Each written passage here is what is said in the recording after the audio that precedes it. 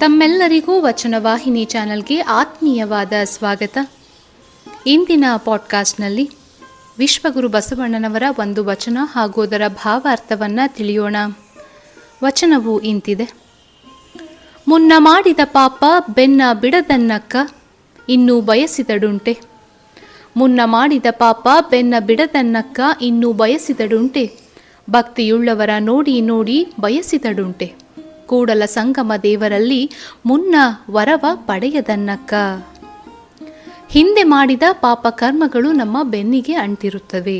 ಅವು ಏನು ಮಾಡಿದರೂ ಕೂಡ ಅನುಭವಿಸದಿದ್ದರೆ ಹೋಗೋದಿಲ್ಲ. ಭಕ್ತಿ ಭಾವದಿಂದ ಇರುವಂತಹ ಅನುಭಾವಿಗಳನ್ನು ಕಂಡು ನಾವು ಅವರಂತೆ ಆಗಬೇಕು ಎಂದು ಹಂಬಲಿಸುತ್ತೇವೆ. ಆದರೆ ಹಿಂದಿನ ಪಾಪ ಕರ್ಮಗಳು ನಮ್ಮ ಈ ಜನ್ಮದ ಮೇಲೆ ಹೇಗೆ ಪ್ರಭಾವ ಬೀರುತ್ತದೋ ತಿಳಿಯದು.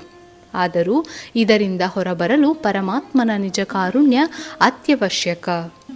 ಆ ನಿಟ್ಟಿನಲ್ಲಿ ನಮ್ಮ ಸಾಧನೆ ಮುಂದುವರೆಯಬೇಕು.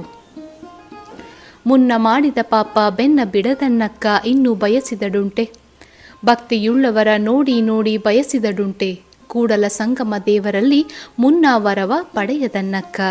ಕೂಡಲ ಸಂಗಮ ದೇವರಲ್ಲಿ ಮುನ್ನ ವರವ ಪಡೆಯದನ್ನಕ್ಕ. ಮುಂದಿನ ಪಾಡ್ಕಾಸ್ಟ್ನಲ್ಲಿ ಮತ್ತೆ ಭೇಟಿಯಾಗೋಣ. ಶರಣು ಶರಣಾರ್ಥಿಗಳು.